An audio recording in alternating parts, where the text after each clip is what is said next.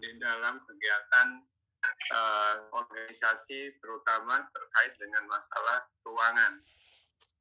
Nah, kalau misalnya terjadi penyimpangan atau dianggap ada indikasi, maka disitulah audit turun langsung untuk memastikan kebenaran informasi tersebut, ya.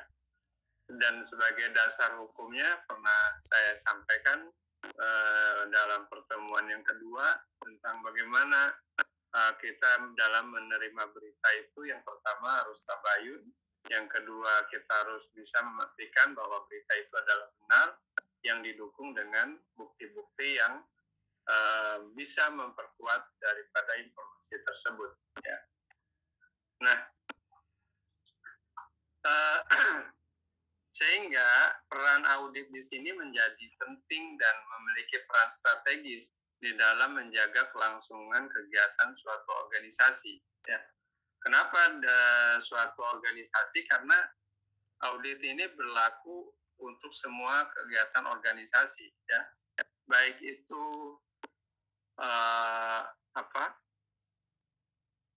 yang namanya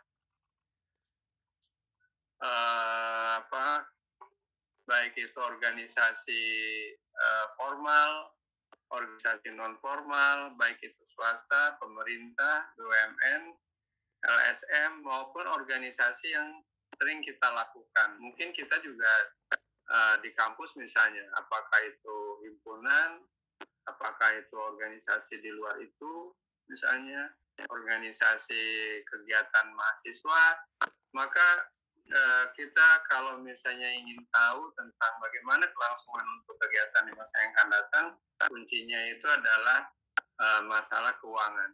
Kalau keuangannya itu dilakukan, dimanage dengan baik, maka kegiatan yang akan datang itu bisa dipastikan bisa berjalan kembali. Tapi kalau terjadi dan adanya penyimpangan di dalam kegiatan tersebut, maka ini pasti kemungkinan akan terjadi penghentian sementara kegiatannya karena ingin mendapatkan pertanggungjawaban terlebih dahulu, ya, seperti itu. Jadi kalau kita aktif dalam suatu organisasi, kemudian organisasi itu adalah organisasi yang kita maka kita tidak bisa untuk alasan berbagai macam di mana kegiatannya itu akan mengganggu dan menghambat daripada kelangsungan kegiatan itu, ya. Nah,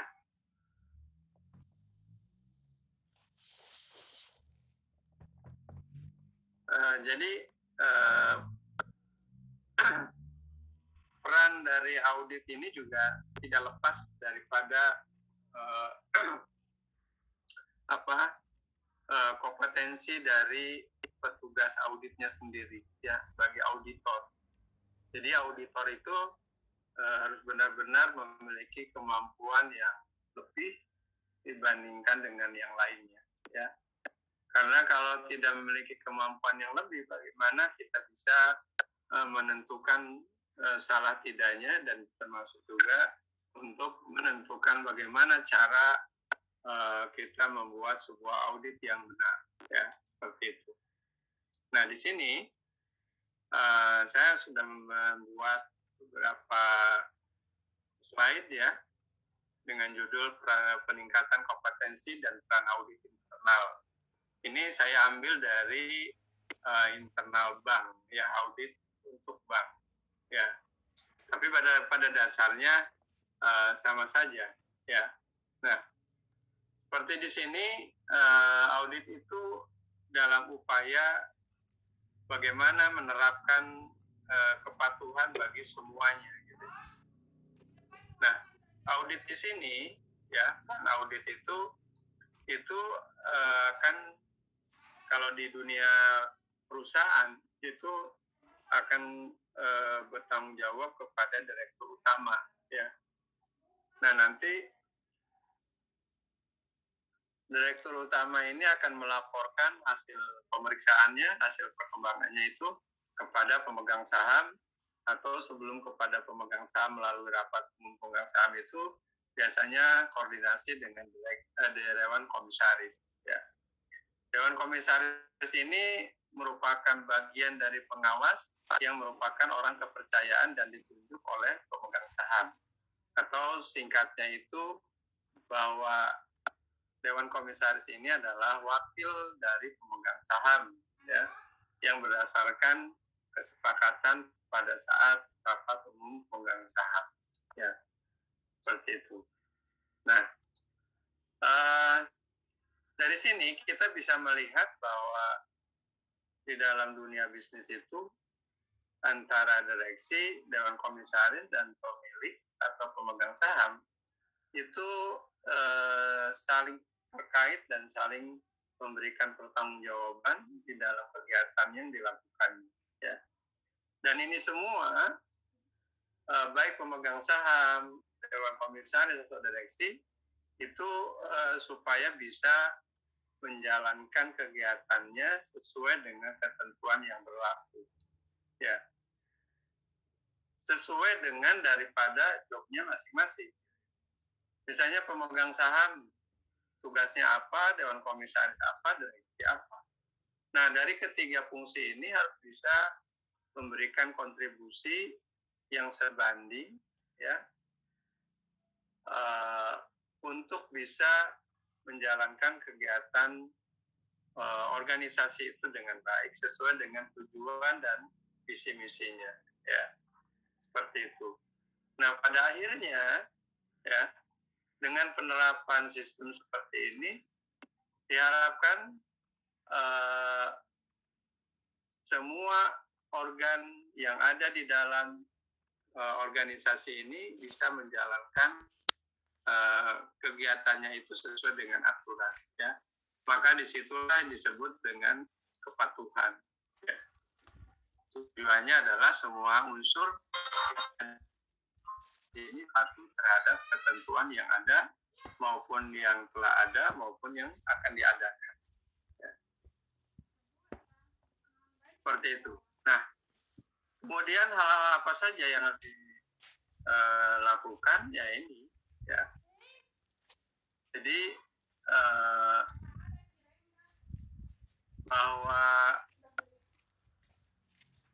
kewajiban hak dan kewajiban pemegang saham itu harus dijelaskan supaya tidak terjadi saling bertabrakan antara satu dengan yang lain, termasuk juga kewenangan hak dan kewajiban Dewan Komisaris. Seharusnya itu dilakukan oleh pemegang saham, ternyata dikerjakan Dewan Komisaris, atau sebaliknya, ya, pekerjaan pemegang saham dikerjakan oleh komisaris, atau sebaliknya dengan direksi. Semua pekerjaan yang dilakukan oleh Dewan Komisaris itu ditangani oleh direksi. Nah, ini menjadi tidak jelas dan akhirnya itu memberikan peluang terjadinya penyimpangan, ya. Memang kelihatannya penyimpangan itu berawal dari sistem administrasi, ya. Setelah administrasi barulah maju kepada masalah keuangan.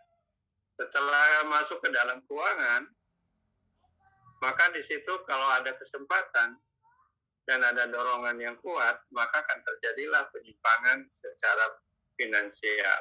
Nah, oleh karena itu, ya, kalau sudah terlihat seperti itu, maka disitulah audit harus segera, ya, meminimalisir tentang kegiatan-kegiatan yang sekiranya itu bisa berpeluang untuk terjadinya penyimpangan, ya.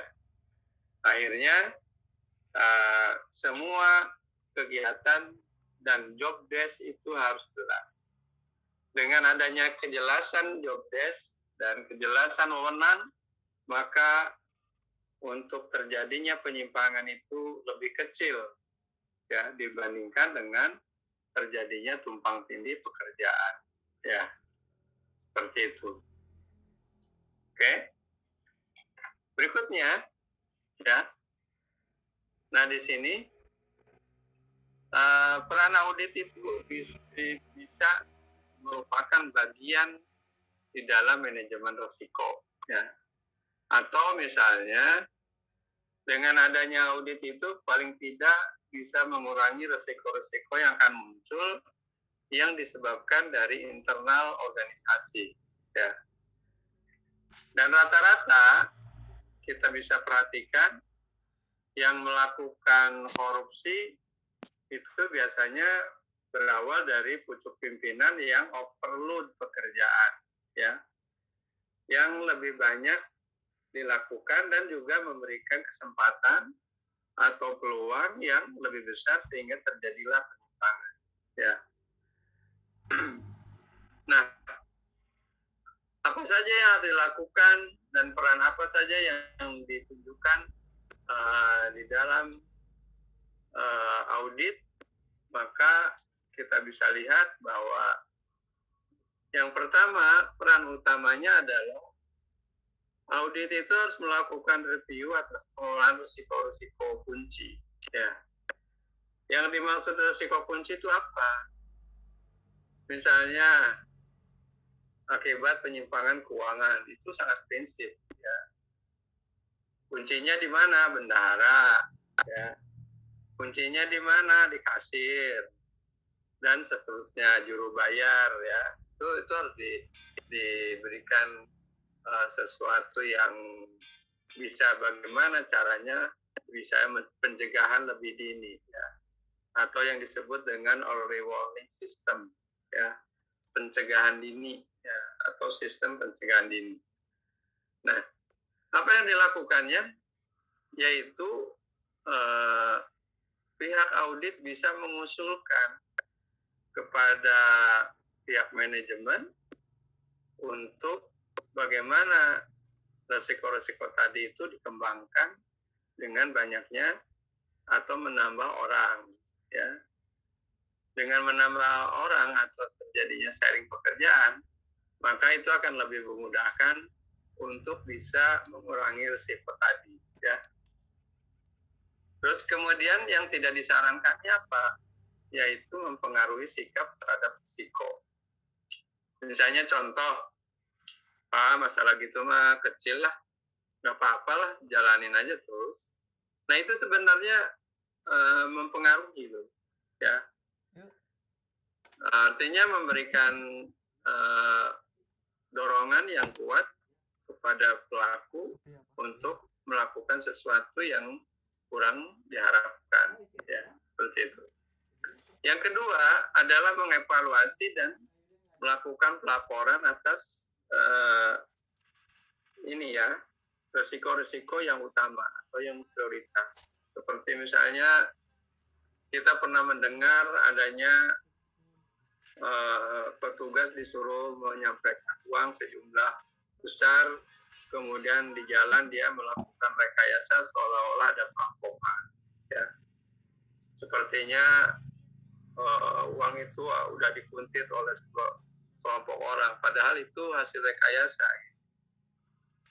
Dan akhirnya dia lapor dan akhirnya dia mendapatkan keuntungan dari rekayasa tersebut, ya.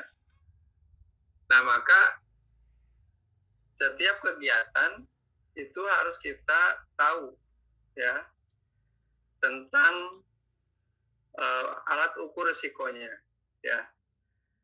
Risiko apa saja kalau misalnya hal-hal itu terjadi, ya. Nah, intinya, ya, bahwa risiko di dalam kegiatan suatu organisasi itu menyebar, ada di mana-mana, ya. Ada di staff, ada di atasnya, di supervisor, ada di asisten manajer, ada di manajer, bahkan sampai pimpinan tertinggi, ya. Nah, hal itu akan nampak risiko itu kalau terjadi sesuatu. Kalau tidak terjadi sesuatu, risiko itu belum nampak, ya. Maka bagaimana caranya untuk meminimalisir dan mengantisipasi supaya risiko itu tidak nampak, ya. Maka setiap risiko itu kita harus mampu mengukur dan juga mengidentifikasi daripada risiko tersebut. Ya. Makanya kalau dunia perbankan itu, kalau di dalam proses pengantaran uang itu orangnya itu divariasikan, tidak hanya orang bagian keuangan saja, tapi juga ada yang lain yang jarang berhubungan dan susah untuk diajak kompromi, ya, seperti itu. Nah, sehingga resiko itu bisa diminimalkan.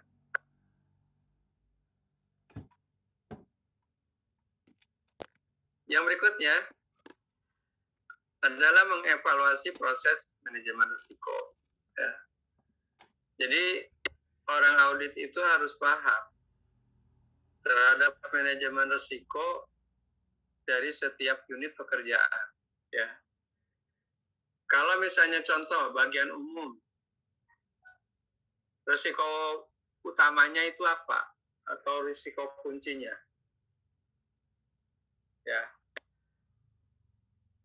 Itu supaya bisa mengidentifikasi lebih detail dan bisa kita melakukan auditnya lebih fokus, ya. Tapi kalau kita tidak bisa, mana mungkin kita bisa mengevaluasi manajemen risikonya, ya. Nah, biasanya ya risiko-risiko itu muncul bisa juga karena tidak memiliki kompetensi yang sebanding, ya. Atau yang kedua, karena tidak memiliki integritas, ya. Kalau tidak memiliki kompetensi dan integritas, ini yang agak repot. Tapi kalau salah satunya, maka itu bisa diperbaiki. Tapi kalau misalnya sudah menyangkut karakter seseorang, nah ini udah menjadi suatu habit, maka salah satu caranya adalah harus membinasakan, gitu. Seperti itu. Karena itu sudah melakukan dan menjadi karakter. Kan tidak sedikit ya. Orang itu kalau sudah berkaitan dengan uang, berbagai macam cara dilakukan. Ya. Kadang-kadang ngibul, kadang-kadang bully, kadang-kadang macam-macam. Ya. Yang penting dia bisa selamat, padahal apa yang dia lakukannya itu salah. Ya. Nah, seperti itu. Sehingga bagaimana caranya? Jadi, setiap risiko yang muncul terjadi dalam organisasi, maka itu harus segera direspon, ya, dan ditanggapi. Kalau tidak cepat direspon, maka itu akan berkembang dan akhirnya akan diikuti oleh unit-unit kerja yang lain, yang pada akhirnya itu akan lebih parah, gitu. Dan risikonya akan lebih besar. Maka disitulah peran seorang auditor itu harus benar-benar punya kompetensi itu di situ. Ya. Kompetensi itu adalah merupakan penggabungan dari ilmu pengetahuan dan pengalaman. Itulah yang disebut dengan kompetensi, ya, seperti itu. Oke. Di sini ada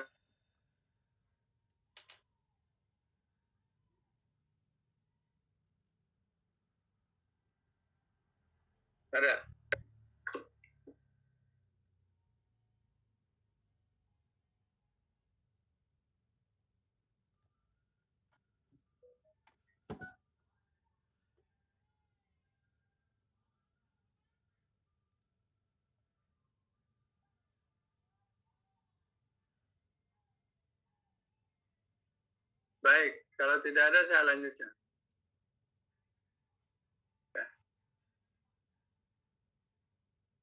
Yang berikutnya adalah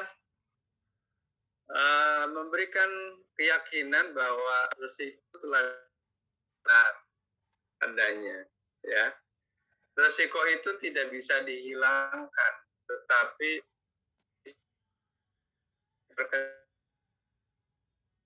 Contohnya misalnya, mau pergi ke kampus pakai sepeda motor, ya, jaraknya lumayan, masuk jalan raya. Nah, itu menurut ketentuan itu harus pakai helm. Tidak ada alasan apapun. Karena yang menyatakannya adalah maka harus pakai helm. Kalau nggak punya helm gimana Pak? Ya sudah, nggak usah berkendara. Karena ketentuannya begitu. Gitu. Ya. Tapi kalau kita memaksakan diri mengendari sepeda motor keluar jalan raya tanpa helm, maka kalau misalnya kita ditilang, jangan beralasan lagi karena kita memang menciptakan, ya. Jadi kita, tapi kalau misalnya kita memakai helm, kemudian ditilang polisi, diberhentikan, ya nggak masalah. So, semuanya sesuai dengan aturan. Artinya di situ kita meminimalkan risiko. Ya, seperti itu. Nah, disitulah audit memberlakukan dan melakukan pemeriksaan dan melakukan audit terhadap suatu organisasi atau unit kerja, tujuannya adalah untuk meminimalkan risiko yang akan muncul di dalam organisasi tersebut. Ya. Cuman banyak orang beranggapan bahwa audit itu dilakukan adalah untuk mencari kesalahan seseorang. Dan inilah yang menjadi salah. Ya. Sehingga terjadilah pemahaman yang berbeda dalam kegiatan audit. Akibatnya setiap dilakukan audit akan terjadi konflik. Ya. Konfliknya bukan konflik karena kegiatan ini, tetapi akhirnya menjurus kepada konflik pribadi. Ya, seperti itu. Oke, dan apa yang dilakukannya? Setiap kegiatan harus dilakukan pelaporan secara terpadu, ya, atas jenis-jenis risiko, ya, seperti itu.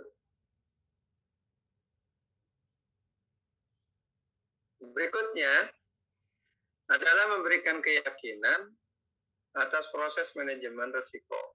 Ya, jadi pastikan bahwa di dalam suatu organisasi itu manajemen risikonya dijalankan dan kepatuhannya juga sama. Buktinya apa? Semua orang itu melakukan kegiatannya sesuai aturan.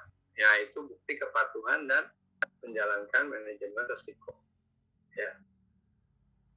Contohnya apa? Yang paling sederhana misalnya, masuk jam 8 kurang udah ada.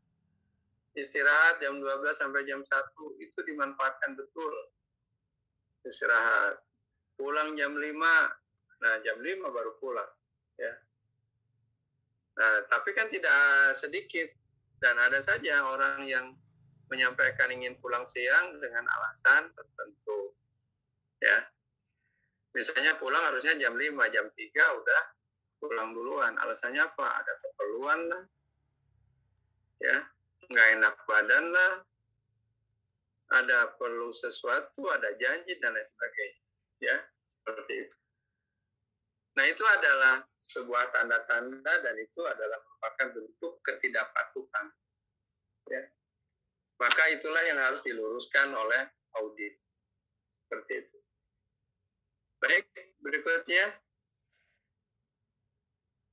ya, ini adalah proses manajemen risiko, ya.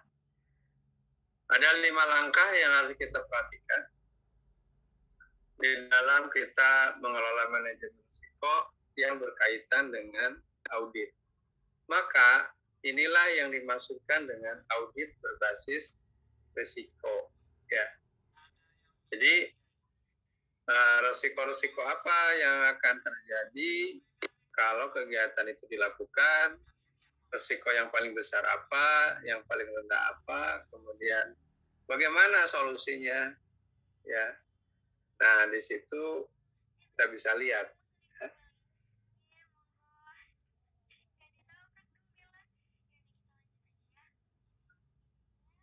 Langkah yang pertama adalah persiapan. Ya. Kita harus pastikan dulu visi misi perusahaannya ini apa. Ya. Kenapa auditor itu harus paham terhadap visi misi supaya kegiatan yang kita lakukan pun itu menunjukkan bahwa kita mendukung apa yang telah perusahaan tetapkan. Kenapa kita harus mendukung? Karena kita ada di dalam perusahaan itu atau ada di dalam organisasi itu. Ya, contoh sederhananya misalnya, ya, Fauzah misalnya adalah anggota himpunan atau pengurus himpunan, ya. Kemudian himpunan ini melakukan kegiatan. Dan kegiatannya, ya, secara tidak langsung itu akan memiliki risiko besar. Nah, bagaimana cara kita mendukungnya? Maka kita harus melakukan langkah untuk identifikasi dulu. Kira-kira kalau kegiatan ini dijalankan, risiko apa yang akan terjadi? Ya. Nah, secara tidak langsung itulah yang dimaksudkan dengan kita mendukung, ya. Dengan membantu identifikasi risiko itu secara tidak langsung kita sudah mendukung terhadap kegiatan yang akan dilakukan oleh organisasi. Ya. Setelah kita tahu persis tujuan dan visinya, barulah langkah kedua itu kita lihat apa saja yang bisa menjadikan hambatan, ya. Atau secara singkat dengan kata lain, hambatan apa yang akan terjadi kalau kegiatan ini dilakukan. Ya. Kalau ternyata hambatan itu tidak bisa disingkirkan, maka kita harus mencari alternatif lain. Ya. Nah, alternatif lain itulah yang harus kita perhatikan dan kita kembangkan. Ya. Berikutnya, setelah resiko itu kita ketahui, kemudian hambatannya juga kita lihat dan kita ketahui, baru kita memasuki analisa, ya, resiko pengukuran. Contoh misalnya, ya, katakanlah Bella itu sedang main di kebun, tiba-tiba menemukan seekor ulat karena dia punya trauma. Tiba-tiba dia menjerit dan diam saja, padahal ulatnya itu tidak apa-apa. Ya, nah itu hambatan. Nah kalau misalnya itu ulatnya tidak disingkirkan, maka Bella ini pasti akan tidak mau lagi untuk melakukan kegiatan di kebun. Tapi karena sudah tidak ada, maka dia akan melakukan kegiatan. Nah, resikonya apa yang terjadi? Bella akan lebih hati-hati dan akan matanya selalu melihat ulat. Ya, ulat itu selalu ada dalam bayang-bayang gitu. Jadi setiap ya katakanlah berkebun, yang diingat itu di otaknya itu ulat, sehingga rasa takutnya makin tinggi dan akhirnya bisa menghantui dalam setiap kegiatan. Ya. Nah, bagaimana caranya? Maka Bella harus tahu dulu ulat itu apa, gimana prosesnya. Oh, ternyata begini, sehingga tidak akan memiliki rasa takut. Ya, seperti itu. Oke. Berikutnya adalah menganalisa risiko. Ya. Mengukur risiko. Contoh misalnya, ya. Kalau misalnya ulat tadi tidak dibuang, ya, kita biarkan saja. Kira-kira Bella akan lanjut nggak untuk bercocok tanam atau berkebun? Atau bisa saja ulat itu didiamkan, mungkin Bella akan mengajak teman, misalnya entah itu Fauza, entah itu Abu Sofanuddin gitu ya, atau teman-teman yang lain untuk bergabung supaya bisa melupakan ulat tadi, ya, sehingga kegiatan bisa berjalan. Atau mungkin juga yang lebih efektifnya apakah ulatnya itu ditangkap kemudian dikubur sehingga selesailah, ya, seperti itu. Nah, jadi kalau misalnya sudah jelas terhadap dampaknya, maka itu akan lebih memudahkan untuk bagaimana kita mengantisipasinya, ya, seperti itu. Nah, itulah yang disebut dengan melakukan analisis risiko, ya, seperti itu.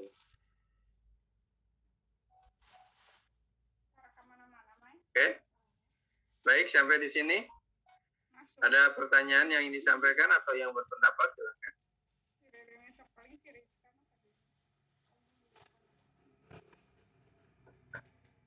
Itu tentang analisis risiko, ya.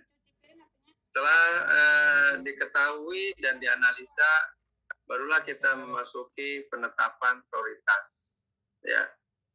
Kira-kira tindakan apa yang dilakukan oleh seorang auditor untuk melakukan kegiatan yang bisa menurunkan tingkat risiko dan bisa menaikkan profitabilitas dari kegiatan usaha atau lembaga bisnisnya, ya. Nah, di sini penetapannya itu juga berdasarkan tingkat risiko untuk penetapan prioritasnya, termasuk juga bagaimana cara penanganan risikonya, ya. Apakah risiko itu harus kita dibuat semacam benda yang bisa kita lihat, ya, atau misalnya benda itu bentuknya wanita atau seperti apa gitu, ya.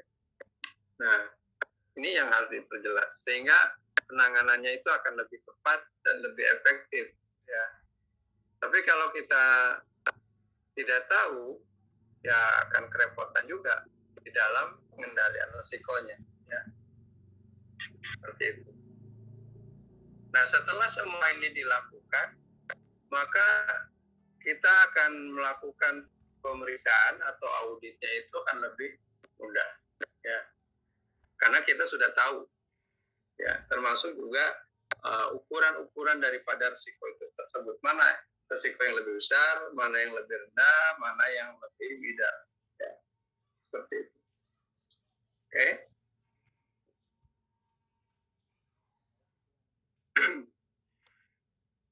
Sampai di sini, silakan. Bapak izin bertanya. Ya, silakan Rizka.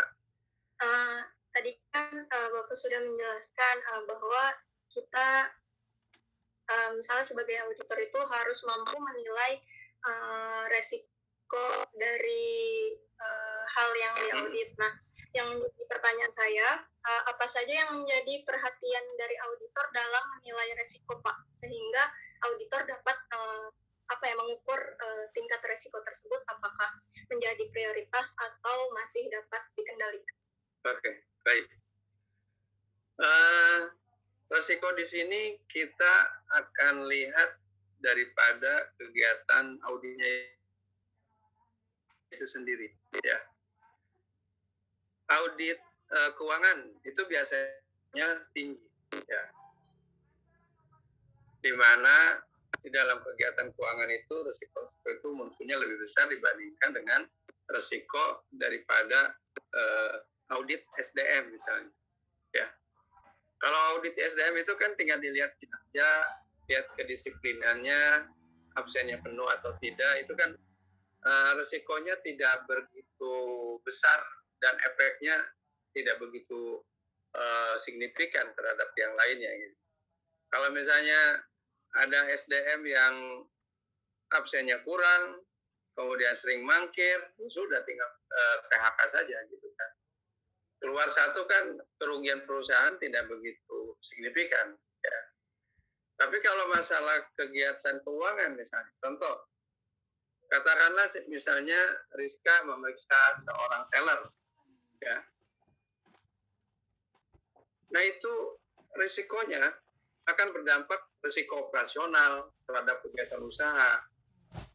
Kalau misalnya seorang teller itu melakukan penyimpangan keuangan di teller, dampaknya kegiatan operasional itu akan terganggu. Ya, itu yang pertama. Yang kedua, citra perusahaan akan turun. Wah, di perusahaan itu mah banyak yang korupsi misalnya. Ya, kemudian image atau juga kepercayaan dari masyarakat akan berkurang dengan adanya risiko itu. Nah, ini risiko-risiko ini harus dipahami.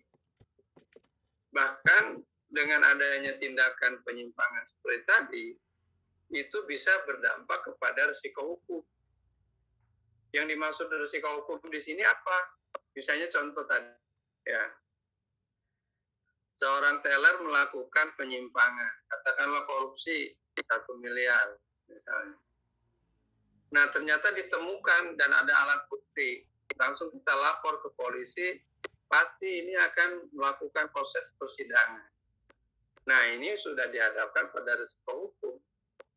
Ya, karena yang memutuskannya harus pengadilan, berapa lama hukumannya, berapa dendanya, gitu kan. Nah, jadi masalah keuangan itu akan lebih besar dibandingkan dengan risiko yang lainnya. Ya, termasuk juga tindakan-tindakan yang dilakukan oleh seseorang terkait dengan uang. Maka kalau misalnya katakanlah misalnya Indri adalah bawahnya misalnya, tapi Indri ini absennya bagus, tapi kalau dikasih kerjaan sering mangkir misalnya, kan cukup dengan SP, ya, surat peringatan. Tolong kamu perbaiki ya, ini pekerjaan ini harus selesai. Tapi nggak selesai-selesai, ya sudah SP2. Mangkir lagi SP3, ya sudah. Kalau nggak gitu ya tinggal keluarkan saja. Kita ganti. Ya. Tapi kalau risiko keuangan, itu dampaknya luas. Nah, maka disitulah seorang auditor itu harus paham terhadap risiko-risiko tadi. Nah, ini kalau misalnya di ekonomi, itu harus belajar dulu tentang manajemen risiko, ya, yang disebut dengan risk management, ya, begitu, ya.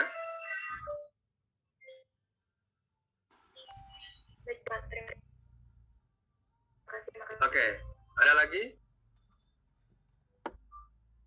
Baik, sekarang kita lanjutkan ya. Nah, ini adalah peralihan tentang fokus audit internal, ya. Dulu itu kalau kita melakukan audit, ya hanya fokus pada aset, ya. Asetnya bertambah atau berkurang, gitu ya.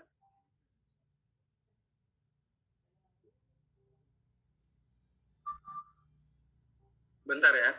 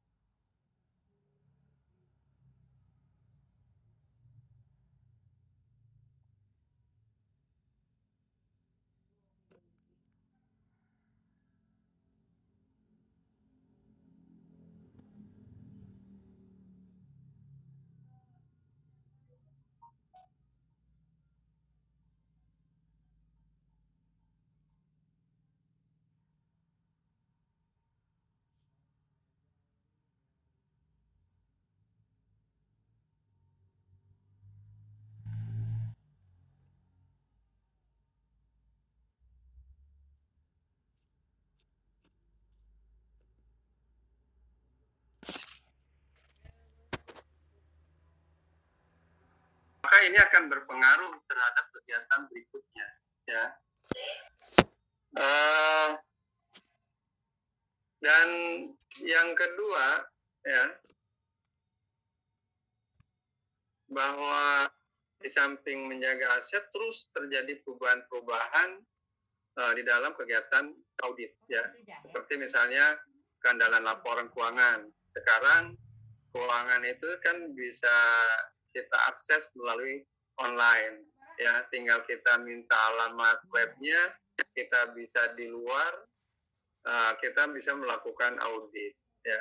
Kalau dulu kan tidak bisa, kita harus datang ke tempat dan kita harus selalu meminta secara surat menyurat, ya. Kemudian sekarang di dalam melakukan audit itu harus benar-benar efektif, efisien dan ekonomis, ya. Nah, sehingga benar-benar auditnya itu tidak menghambur-hamburkan biaya gitu ya, tetapi fokus pada yang sebenarnya terjadi. Nah, sekarang semua kegiatan audit itu sudah berbasis pada risiko, ya. Jadi risiko itu menjadi tujuan karena dampaknya ini lebih besar. Seperti misalnya orang yang korupsi, kalau kita perhatikan dokumennya semua asli, ya. Tetapi tindakannya itu yang dilakukannya adalah dengan cara melakukan manipulasi, ya. Seperti misalnya bansos, ya. Datanya misalnya 1 juta orang, misalnya. Ternyata dilaporkannya 1,5. Kan yang setengahnya itu bisa kita rekayasa, sehingga dana yang keluarnya itu untuk jumlah 1,5 juta. Nah, dampaknya apa? Ya, ada rakyat yang tidak menerima, ada rakyat yang menerima, ada yang menerima tapi setengahnya, kemudian ada hanya mendengar berita saja, dan seterusnya. Resikonya apa? Anggaran habis, ya. Masyarakat tidak sejahtera, kemudian di situ terjadinya orang yang menari di atas penderitaan orang, gitu. Dan akhirnya apa?